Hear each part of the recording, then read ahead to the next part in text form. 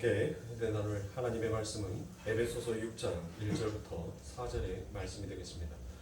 에베소서 6장 1절부터 4절의 말씀입니다. 다 찾으신 줄 알고 한 목소리를 함께 동독하여 올리도록 하겠습니다. 자녀들아, 주 안에서 너희 부모에게 순종하라. 이것이 옳으니라.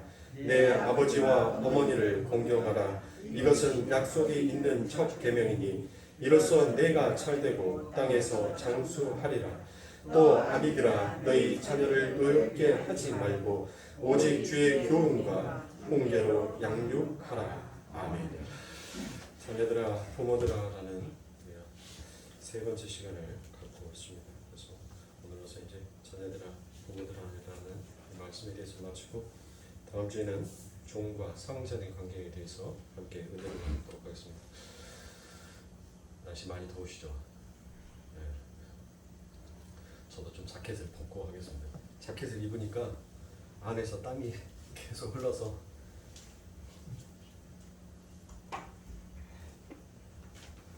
자, 우리가 자녀들아 부모들아라는 이 말씀을 가지고 지난 시간에도 우리가 함께 은혜를 나누었는데, 지난 시간에 어떤 말씀을 나누었는지 여러분들 함께 다시 한번 되새김질하면서 여러분들 그 말씀들을 기억하시고, 지난주에는 여러분들이 어떤 것에 대해서 제가 포커스를 맞춰서 말씀을 드렸냐면, 왜 자녀가 부모에게 순종을 해야 하는지에 대한 부분들을 제가 집중적으로 다뤄서 오늘 제가 말씀을 드렸고, 오늘은 부모가 자녀에게 행하는 그 행위에 대한 것들을 오늘 함께 은혜를 나눌 겁니다.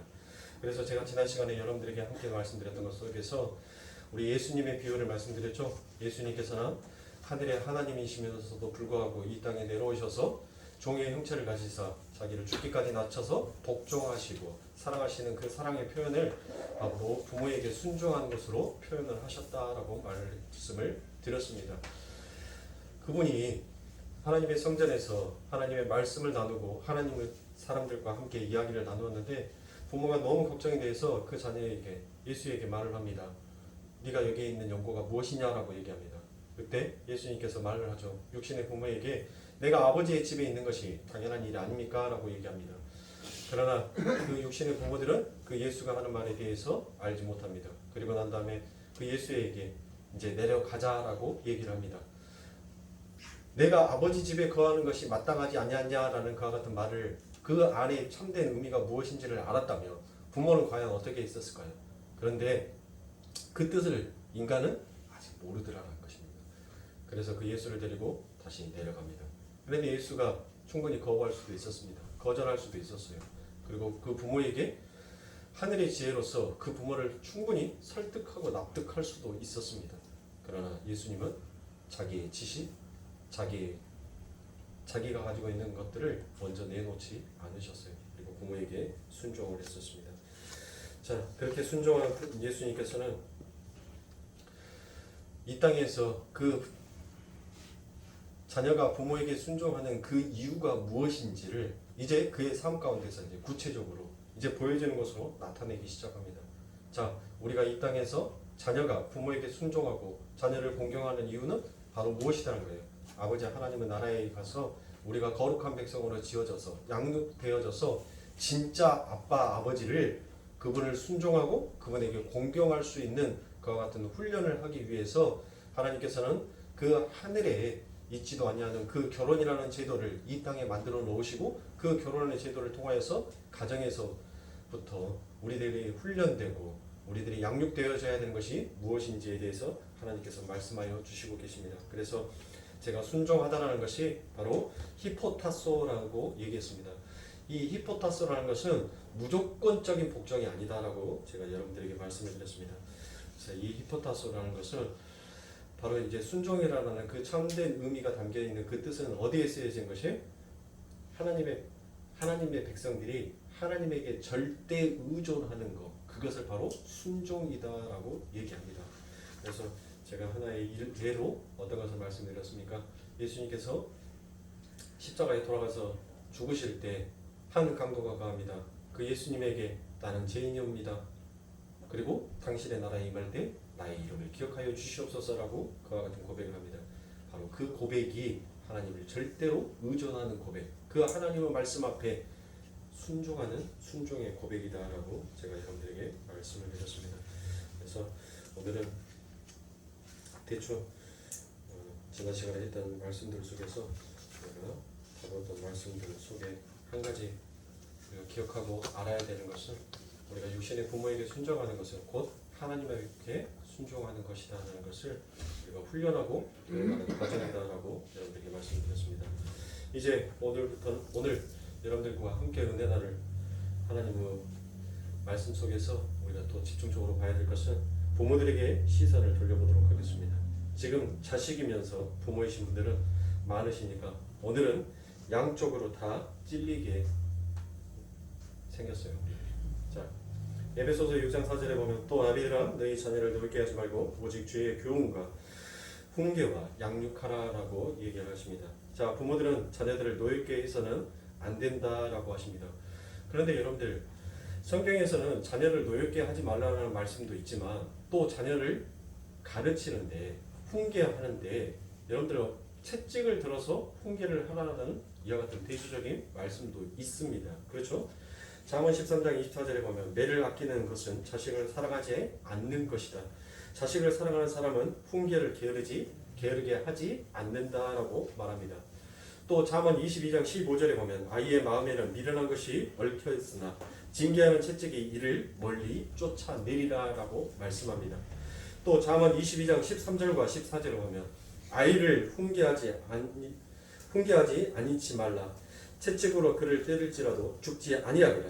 그를 채찍으로 때리면 그 영혼을 음부에서 구원하리라라고 이렇게 말합니다.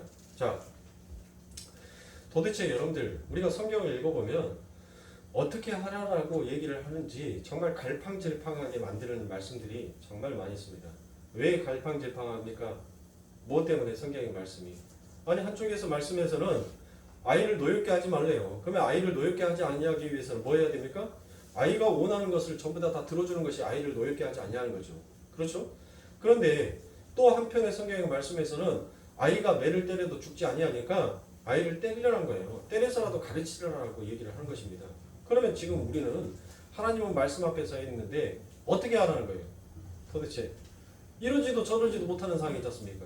왜 그러한 줄 아세요, 여러분들? 자꾸 이 인간은 어떤 것을 이렇게 맞닥뜨리게 되면 어떤 환경이라든지 어떤 조건이라든지 어떤 상황을 맞닥뜨리면 그거에 대한 인과율의 법칙을 따지기 시작합니다. 누가 옳고 누가 잘못되어 있는지에 대한 것들을 먼저 자기 스스로가 판단하고 자기 스스로가 결정을 지어버리기 때문에 어떤 말씀에 대해서는 지켜야 되는 것이고 어떤 상황과 어떤 말씀에 대해서는 지키지 아니하는 쪽으로 가버리는 것이 그게 인간의 제약된 본성인 것입니다. 그래서 오늘날 세계의 교육은 여러분들 크게 몇 가지로 나눌 수가 있죠. 두 가지로 나눌 수 있습니다. 그렇죠? 하나는 어떤 교육입니까? 지금 전 세계가 거의 이 교육 방법을 다 따르고 있어요. 그게 바로 미국식 교육 방법입니다. 그런데 이 미국식 교육 방법이 정착하기 전까지만 해도 여러분들 전 세계적으로 어떤 교육이 가장 각광받은 교육이었냐면 바로 영국식 교육이 굉장히 각광을 받고 그 교육 방법이 옳다라고 여겨졌어요. 그 영국식 교육 방법은 어디에서 나온 건지 아십니까, 여러분들? 유대인들에게서 나온 거예요. 유대인들.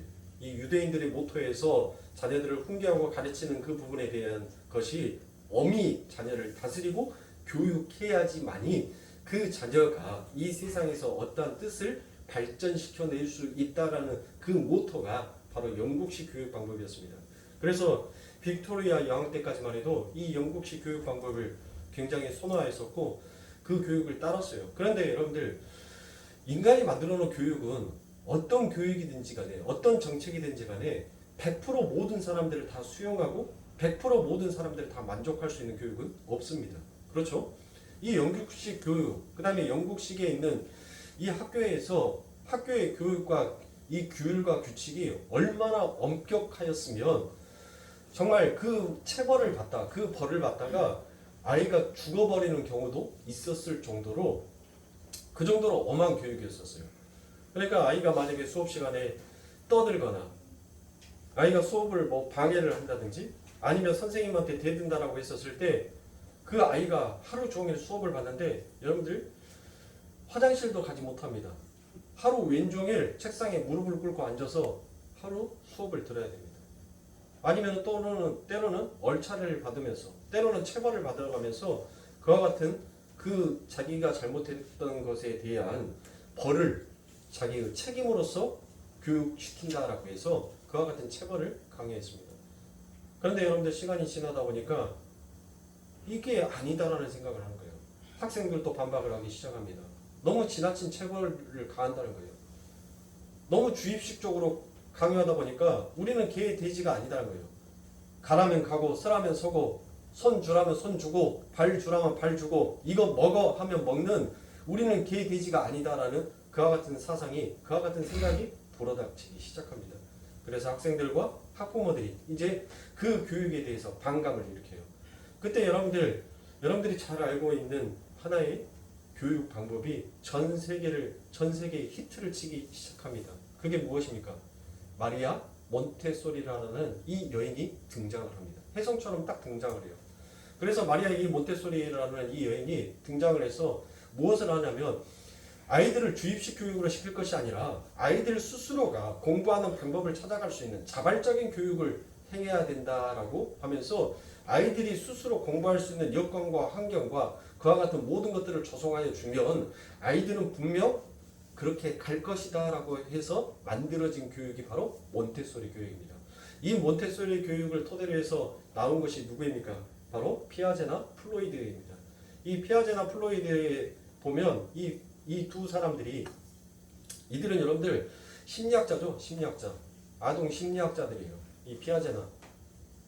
근데 이들이 하는 말 속에서 보면은 여러분들 어떤 말을 하냐면 인간의 본질은 원래 선하다는 거예요. 그런데 그 선한 것을 아직 교육적으로 배우지 못하고 누군가가 그것을 일깨워져 있지 않아서 잠재된 의식을 그것만 살짝 건드려서 인지를 시켜주면 그 아이들, 그 인간에게서는 그 착한 본성이 다시 튀어나올 수 있다라고 부르짖는 것이 이 피아제입니다. 그리고 이 플로이드예요. 여러분들 그들의 사상과 그들의 이야기가 맞아요? 정말 인간이 본질 속으로 여러분들 인간이 선합니까? 착해요? 여러분들 어떤 계기와 어떤 여건만 만들어주면 인간이 교육만 잘 시켜놓으면 여러분이 인간들이 정말 선을 행하면서 그렇게 가나요? 아니죠. 르네상스 운동 제가 여러분들에게 연실 말씀을 드렸던 것처럼 르네상스 운동이 왜 일어났습니까? 못 배웠으니까 이제 배우자는 거예요. 여러분들 배워서 좀 우리도 사람답게 살자. 개 돼지같이 살지 말고 어떤 특정 블루들만 그렇게 잘 먹고 잘 사는 것이 아니라 우리도 이제 다 같이 교육을 받고 좀 먹물 좀 튀어서 우리 같이 잘 살아보자. 그게 르네상스 시작점 아닙니까? 그런데 여러분들 그 시대의 변천사가 결국은 뭐를 만들더란 거예요? 하나님의 말씀에 그대로 기록이 되어 있죠. 어떤 말씀? 세대가 이 때가 악함으로 부모를 거역하고 더욱더 사람들이 사나워지고 악을 즐겨하며 여러분들 성경에 전부 다 기록된 대로 그렇게 역사들이 점점 흘러가고 있어요. 그러니까 인간의 본질은 여러분들 결코 선함이 나올 수가 없습니다. 그래서 노이드 존스 목사님의 그 교회에 운영했던 예화책에 보면 그 교회의 실질적인 집사님이 주일학교에서 아이들을 맡았어요. 그래서 그 아이들을 가르치는데 그 아이들이 어떤 잘못과 실수를 합니다. 그래서 그 집사님이 그 아이들에게 그랬대요. 너희들이 잘못을 하면 내가 저녁을 굶겠다라고 했답니다. 저녁을 굶겠다라고 얘기를 했대요. 그런데 그 아이들이 그와 같은 잘못을 여러분들 한번 그렇게 하면 누군가 저 사람이 밥을 굶어가면서 얼마나 배고플까 이제는 다시는 이와 같은 일들을 안 해야 되겠지라고 하는 것이 아니라 오히려 더 기고만장해져서 더 흉측한 죄들을 짓기 시작하더란 거예요. 그래서 이 집사님이 목사님한테 와서 얘기를 했대요. 목사님 저 굶어 죽을 뻔했습니다. 아니 내가 아이들한테 아이들에게 자발적으로 선을 행할 수 있게끔 그들에게 했고 그들이 받아야 될 벌을 제대로 가르치지 못한 나의 책임이다라고 생각을 하고 내가 그 벌을 받았었는데 그것을 보고 아이들이 무엇인가 깨우쳐서 다시는 그와 같은 죄를 범치 아니할 거라고 생각을 했는데 오히려 그 한순간은 아이들이 잠시 절제하고 잠시 머물러 있는 것 같았는데 그게 어느 정도 익숙해져 버리니까 우리 선생님은 우리가 잘못해서 밥을 안 먹는 게 아니라 혹시 살 빼려고 안 먹는 거 아니야? 그렇게 인지를 해버리더라고요. 그러니까 여러분들 아이들의 채찍을 들고 공부하는 것은 바로 하나님께서 왜 하나님께서 우리들에게 아이들을 채찍을 들고 공부를 하라라고 훈계를 하라라고 양육을 하라라고 말씀하시는지는 바로 무엇 때문이겠습니까? 하나님은 뭐를 싫어하시는 분이에요? 죄를 싫어하시는 분이시죠. 그래서 하나님께서는 당신의 자녀들을 그 죄를 보면 하나님께서는 말씀의 채찍을 들어서 채찍질 하셔요. 왜? 그 죄를 가지고 있어서는 하나님과 도저히 하나된 자, 화목한 자로 설 수 없기 때문에 하나님께서는 바로 그 죄에 대한 채찍질을 하시면서 우리의 거룩을 더욱더 도모하고 하나님과 더욱더 화목된 길을 가르치시기 위하여서 하나님은 채찍질을 하라고 얘기를 하십니다. 히브리서 12장 5절부터 8절에 보면 또 아들들에게 권하는 것 같이 너희에게 권면하신 말씀을 잊었도다 일러스되 내 아들아 주의 징계하심을 경히 여기지 말며 그에게 꾸지람을 받을 때 낙심하지 말라. 주께서 그 사랑하시는 자를 징계하시고 그의 받으시는 아들마다 채찍질을 하심이니라 하였으니 너희가 참음은 징계를 받기 위함이라. 하나님이 아들과 같이 너희를 대우하시나니 어찌 아비가 징계하지 않는 아들이 있으리요. 징계는 다 받는 것이거늘 너희에게 없으면 사생자요 참 아들이 아니니라 라고 얘기합니다. 여러분들 하나님께서 우리가 죄를 지었는데도 하나님께서 채찍질하지 아니하시고 징계하지 아니한다면 우리는 뭐한 자다는 거예요? 하나님의 아들이 아니라 우리는 죽어있는 자다는 거예요. 하나님께서 버려버린 자식들이라는 거예요. 여러분들 세상에 있는 사람들이 죄 많이 지었다고 하나님께서 벌하시는 거예요? 오직 하나님께서는 당신의 백성 창세전 그 언약 속에서 내 아들 예수에게 그의 생명책을 주어서 그 예수의 손에 그 생명책에 기록된 이름이 붙어있는 자에게는 하나님께서는 반드시 뭐 하신다는 거예요? 징계, 채찍질을 하시더라라는 것입니다. 그래서 하나님은 자녀들의 죄를 보시면 채찍으로 징계하셔서라도 바로 고쳐내시는 분이십니다. 그래서 우리 육신의 부모들도 아이들에게 채찍을 들어야 하는 것입니다. 바로 이어지는 구절을 보시면 더 명확하게 확인이 됩니다. 히브리서 12장 9절부터 11절에 보면 또 우리의 육체의 아버지가 우리를 징계하여도 공경하였거늘 하물며 모든 영의 아버지께 더욱 복종하여 살려 하지 않겠느냐.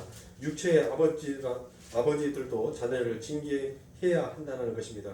그럼에도 우리는 그 육체의 아버지의 징계 속에서 그분을 뭐 해야 된다고요? 공경해야 한다는 것입니다. 10절입니다. 저희는 잠시 자기의 뜻대로 우리를 징계하였거니와 오직 하나님은 우리의 유익을 위하여 그의 거룩하심에 참여케 하시느니라. 무릇 징계가 당시에는 즐거워 보이지 않고 슬퍼 보이나 후에 그로 말미암아 연단한 자에게는 의의 평강한 열매를 낸다니라고 되어 있습니다. 여러분들 하나님 우리 하나님께서 정확하게 기록하여 놓으시죠. 뭐라고 합니까? 여러분들 채찍을 맞으면 매 맞으면 여러분들 즐거워요?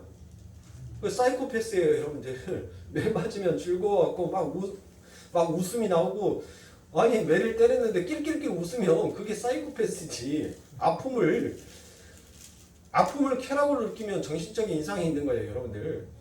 여러분들 매를 맞으면 아파요, 고통스러워요, 뼈까지 애릴 정도로 따끔따끔하는 그게 정말 그 순간에는 여러분들 기쁨이고 행복이고 뭐가 다 필요 없어요. 슬픔이고 괴로움입니다. 그런데 여러분들 보세요. 그 슬픔과 괴로움을 그것을 통과한 자는 뭐의 열매를 맺는다고요? 성경에서 의의 열매를 맺는다는 거예요. 의의 열매를. 그러니까 부모가 자녀를 채찍을 들어서 때리는 것은 여러분들 그 채찍을 잡고 때리는 때 그 자녀는 그 매를 맞으면서 고통스럽고 슬퍼요. 아프단 말이에요. 아픈데 그것을 훈계함으로 그것을 가르쳐 줌으로 인하여서 그 자녀가 더 이상 더 제약된 길을 가지 아니하게끔 막는 그와 같은 역할을 하더라라는 것입니다. 자, 그러나 오늘 본문의 말씀처럼 우리들에게 자녀들을 이렇게 훈육하고 양육하는데 채찍을 들어서 가르치는데 지금 하나님께서는 우리들에게 지금 꼭 그 안에 수반되어져야 하는 일이 있다라는 것이에요. 그게 뭐겠어요? 그게 바로 오늘 본문 말씀에 자녀들을 노엽게 만들지 않는 징계를 하라라고 이야기를 하는 것입니다. 골로새서 3장 21절에 보면 아비들아 너희 자녀를 경록해 말지니 낙심할까 함이라라고 얘기를 합니다. 자, 이 말은 절대 아이들을 체벌하지 말라는 구절이 아닙니다. 이 말씀은 아이들을 체벌하지 말라는 의미가 아니라 아이들을 뭐 하지 말라고요? 감정적으로 대하지 말라는 뜻입니다. 그러니까 체벌과 징계에는 바로 뭐가 필요하다는 거예요? 절제가 필요하다라는 그와 같은 이야기입니다. 디모데후서 1장 7절에 보면 하나님이 우리에게 주신 것은 두려워하는 마음이 아니요 오직 능력과 사랑과 근심하는 마음이니라고 되어 있습니다. 자, 하나님께서 우리에게 주신 것은 두려워하는 마음이 아니라 뭐를 주셨다고요? 능력을 주셨는데 그 능력 안에는 뭐가 있다는 겁니까? 사랑과 근신하는 마음, 즉 자제할 수 있는 그와 같은 능력을 우리들에게 주셨다라는 것입니다. 그래서 여기에서 디모데후서 1장 7절에 나와 있는 근신이라는 이 단어가 바로 헬라어로 소피로니 스모스입니다. 소프로니스모스라는 뜻입니다. 바로 이 소프로니스모스라는 것은 바로 훈련되다, 절제되고 자제된 마음이다라는 그와 같은 뜻이 이 안에 담겨져 있는 것입니다. 우리 그리스도인들에게 가장 필요한 것이 바로 감정을 자제하고 절제하는 능력이다라는 말입니다. 그래서 그 단어 안에는 바로 훈련이라는 그와 같은 단어가 함께 포함이 되어 있습니다. 어떤 단어가요? 근신이라는 단어 안에입니다. 즉 부모들이 자녀들을 징계하거나 체벌할 때에 자제되지 못한 흥분한 마음으로 아이들을 징계하거나 체벌을 하게 되면 자녀들에게 오히려 유익이 되는 것이 아니라 자녀들에게 뭐가 되더란 거예요? 그게 해가 되더라라는 것입니다. 그러니까 잘못에 대한 뭐가 필요한 거예요? 아이들이 잘못을 하면 대부분의 부모들이 다 마찬가지입니다. 뭐 여러분들뿐만이 아니라 저도 마찬가지예요. 저도 성질이 정말 하나님 앞에 매달 눈물로 기도를 하는데 우리 하나님께서 언제 고쳐주시는지 여러분들 아마 대부분의 부모들이 그럴 거예요. 자녀들이 어떤 것을 잘못을 하면 그 자녀가 왜 그것에 잘못을 했는지에 대한 해명을 듣기도 전에 부모는 뭐부터 냅니까? 역정부터 냅니다. 화부터 내요. 그리고 난 다음에 때로는 어떤 부모들은 더 성격이 급하고 난폭한 부모는 뭐가 먼저 올라가요? 손이 먼저 올라가더라라는 것입니다. 그래서 여러분들 그렇게 해서 아이들 때리고 보니까 뭐 하더라는 것이에요? 아이를 한 대 때렸어요. 아이를 한 대 때렸는데 오히려 자기가 더 흥분하더란 거예요. 그래서 자기가 더 흥분해서 그 아이가 그렇게 크게 잘못한 것이 아닌데도 불구하고 본인이 흥분해서 오히려 그 자녀를 더 노엽게 만들더란 거예요. 그러니까 그 자녀는 그 모진 매를 맞으면서 뭐 하더라는 거예요.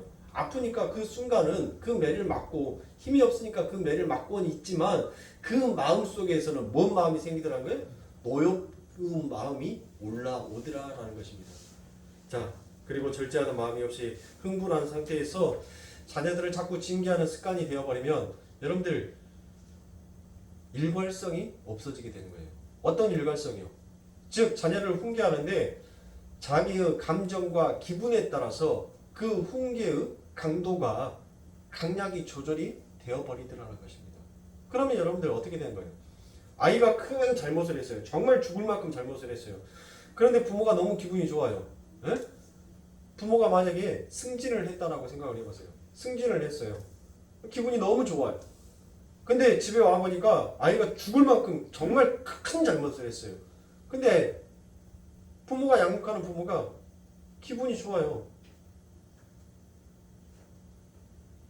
그러니까 그 혼내야 될 그 아이에게 다음부터 그러지 마라 하고 조용히 끝내버린 거예요.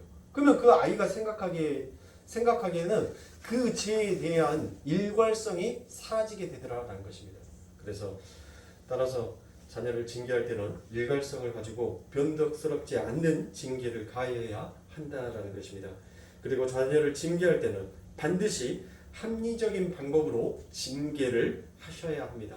이 합리적인 방법은 과연 무엇이겠습니까? 어떤 것이에요? 바로 자녀에게 뭐 할 수 있는 기회를 주라는 거예요?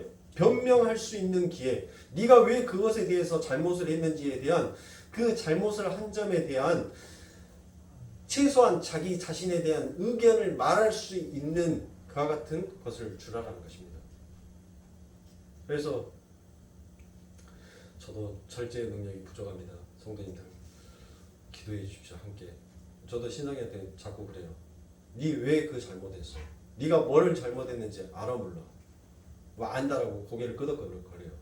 뭘 잘못했는지 말로 해. 말을 안 해요. 네가 잘못했다며. 그러면 네가 말을 해야지. 네가 도대체 뭐를 잘못했는, 네가 잘못에 대해서 인정을 했으니까 네가 뭘 잘못했는지 그거를 얘기를 해야 될 거 아니냐. 그리고 1분을 기다립니다. 다시 말하래요. 더 얘기를 안 하면. 그러면 이제 그때는 뭐예요? 너는 네가 잘못한 거야. 없으니까 네가 입을 닫는 거야. 그리고 제가 흥분에 의해서 아이에게 소리를 지르더라는 것입니다. 이거는 잘못된 훈육 방법이라는 거예요. 아이가 충분히 자기의 잘못에 대해서 인지를 하고 변명을 하고 그것에 대한 상황과 여건들에 대해서 충분히 이야기할 때까지 부모는 절제하는 능력을 가져야 한다는 것입니다. 그런데 그 절제하는 능력은 누가 주셨다는 거예요? 제가 아까 전에 말씀드렸던 것처럼 디모데후서 1장 7절의 말씀처럼 하나님이 우리들에게 그 능력을 주셨다라는 것입니다. 그래서 그 근신과 함께 우리 성도들에게 주어지는 것은 바로 무엇이 있습니까? 하나님께서 우리들에게 근신을 주셨는데 그 앞 구절에 디모데후서 1장 7절 앞에 뭐를 주셨다고요? 뭐도? 사랑도 주셨다는 거예요. 사랑도. 그러니까 아이들을 징계하고 훈육하는데 여러분들 반드시 그 안에 포함이 되어 있어야 되는 것이 무엇이라는 거예요? 사랑이라는 거예요. 아이를 올바른 사람으로, 반듯한 사람으로 훈계하고 채찍하고 가르치는 데 있어서 여러분들 그 안에는 반드시 함께 포함되어져 있어야 되는 것이 사랑이라는 것이에요. 여러분들 자녀에 대한 가르침은 잘 배우고 못 배우고가 없어요. 뭐 잘 배운 사람은 자녀를 더 깊이 사랑하고 못 배운 사람은 자녀를 덜 사랑합니까? 아니에요.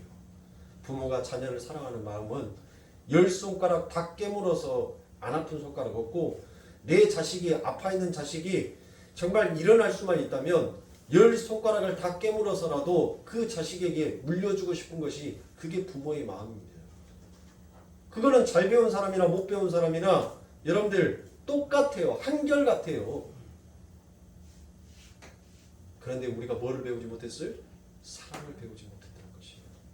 사랑을 배우지 못하니까 그 사랑이 무엇인지를 모르니까 그 모르는 상태에서 내 자녀를 훈육하고 가르치니까 그게 옳음이다라고 생각하고 양육하다 보니까 결국 그 자녀들이 엇나가게 되더라라는 것입니다.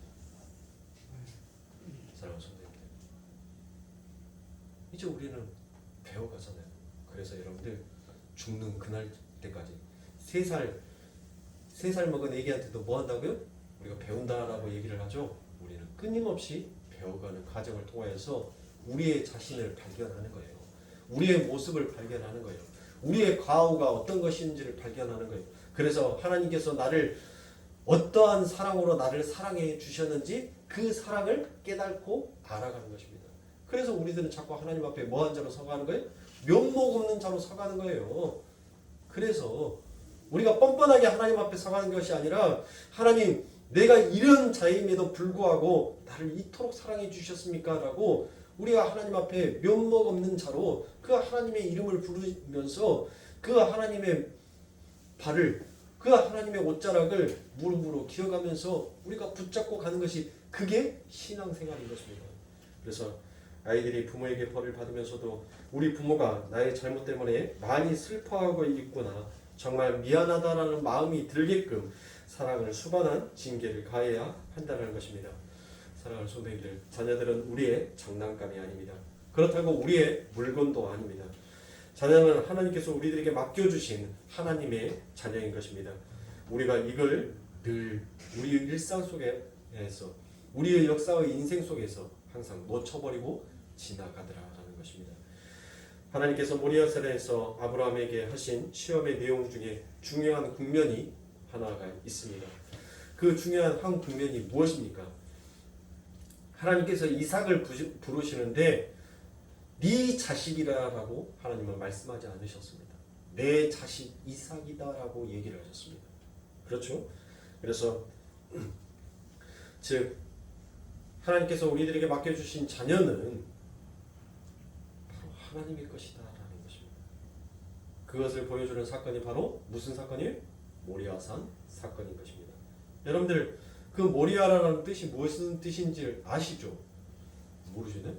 모리아라는 뜻은 보여주다라는 뜻입니다. 보여주다. 모리아산 할 때 그 모리아가 보여주다라는 것이에요. 즉 우리의 믿음의 조상인 아브라함이 그 자녀를 하나님께 바침으로써 나의 모든 소유는 하나님으로부터 온 것이고 하나님의 것이라는 고백을 하나님께 드러내는 것은 우리가 바로 그와 동일한 고백을 해야 하는 자들이라는 것을 하나님께서 우리들에게 보여주는 사건이다라는 것입니다. 그러므로 우리는 우리의 자녀를 내 소유가 아니기 때문에 하나님께서 우리들에게 맡겨주신 하나님의 양육 방법을 통하여서 그 하늘의 양육 방법으로 아이들을 잘 양육하여서 누구에게 돌려드려야 되는 거예요? 하나님께 돌려드려야 하는 자인 것입니다. 그래서 우리는 최선을 다해 그 진짜 아버지가 원하시는 대로 양육해 드려야 하는 것입니다. 그 진짜 아버지가 그 자녀를 어떻게 키우기를 원하십니까? 바로 교양과 훈계와 양육하라라고 훈계로 양육하라라고 명령을 하십니다. 에베소서 6장 4절에 보면 또 아비들아 너희 자녀를 노엽게 하지 말고 오직 주의 교훈과 훈계로 양육하라라고 얘기합니다. 여러분들 에베소서 6장 4절 오늘 본문 말씀에 나와 있는 이 교양이다라고 되어 있는 것이 파이데니아예요. 파이데니아 어디서 많이 들어봤는데 어디서 들어봤죠? 히브리서 12장에서 징계라는 말을 할 때 제가 파이데니아라고 여러분들에게 말씀을 드렸습니다. 그러니까 교양과 징계라는 말은 같은 단어인 거예요. 같은. 그러니까 교양, 파이덴이라는 것은 아이를 사람답게 만들기 위해 가하는 징계를 포함한 모든 교육을 말하는 것이고 그 뒤에 나와 있는 훈계라고 되어 있는 것이 누데시아입니다.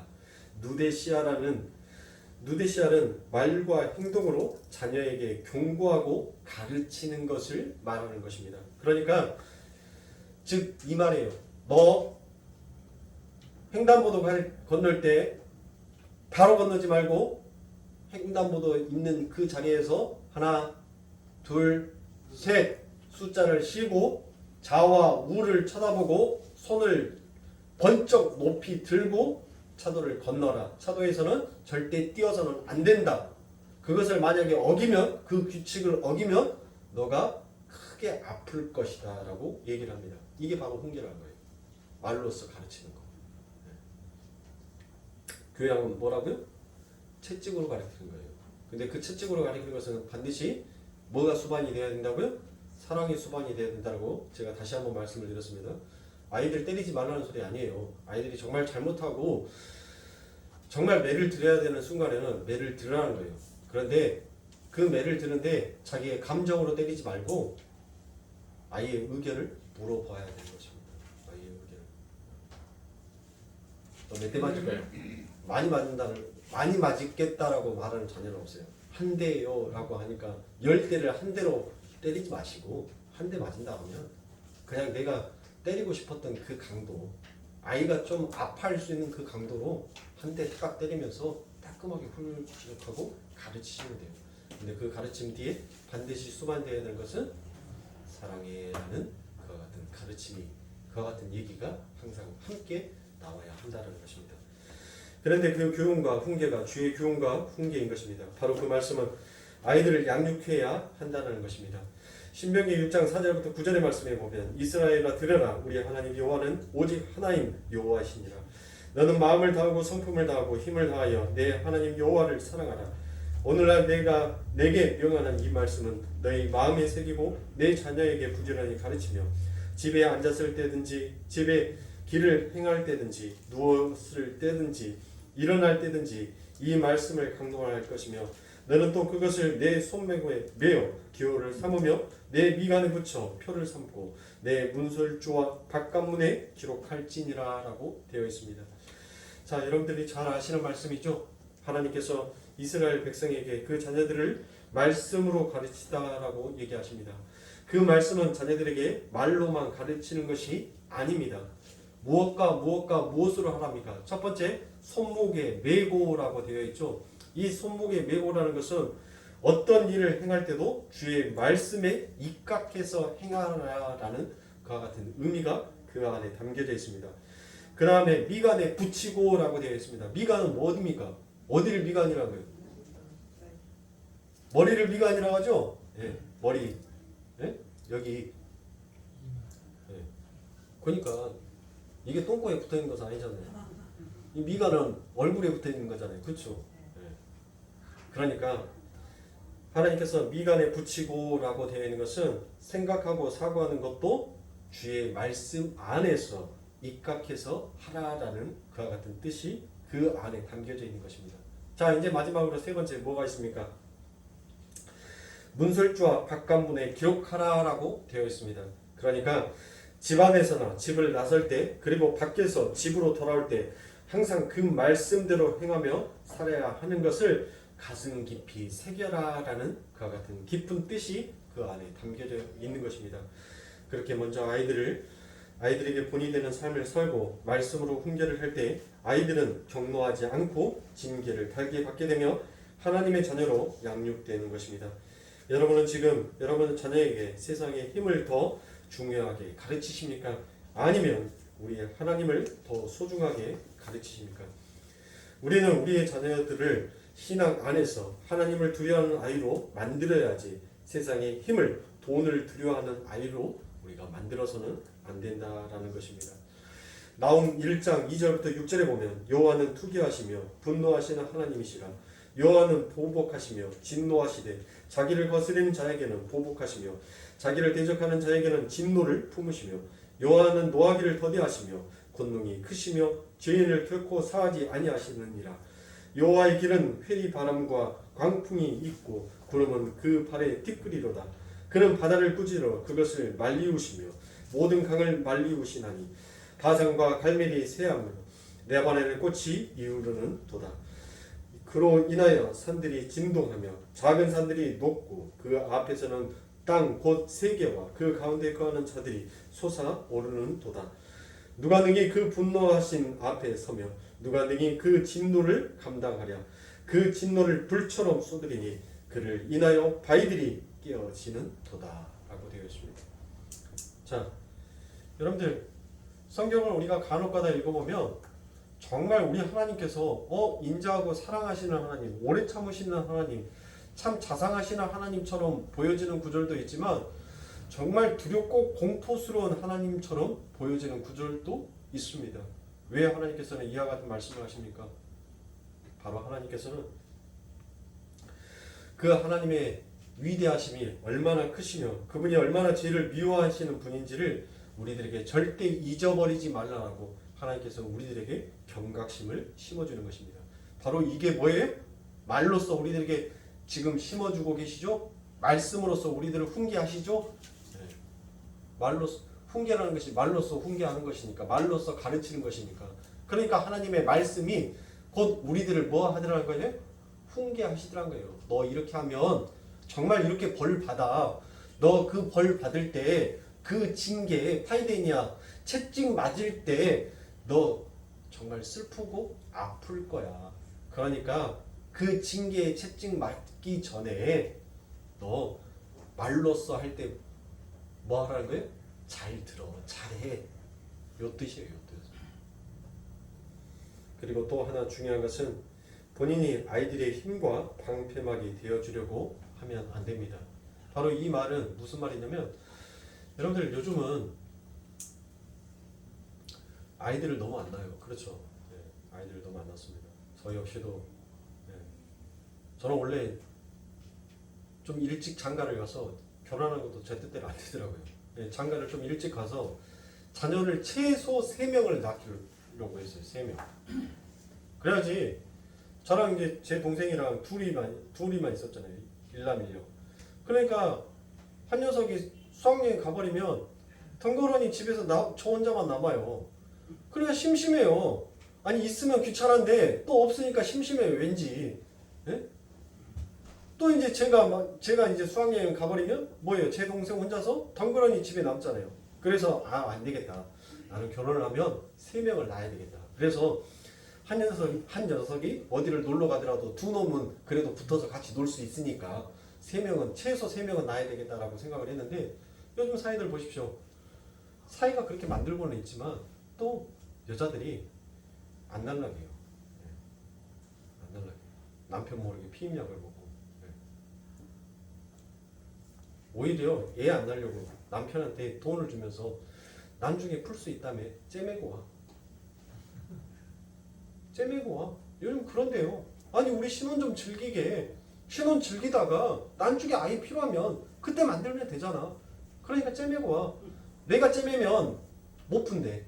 여자가 째매면 절대 얘를 낳을 수가 없대. 그러니까 네가 째매고 와. 그러니까 여러분들 자녀를 점점 안 낳아요. 1명, 2명. 그러니까 그 자녀를 키우는데 어떻게 키우더라고요. 온실 속의 화초처럼 너무 과잉보호를 하면서 키우더라고요.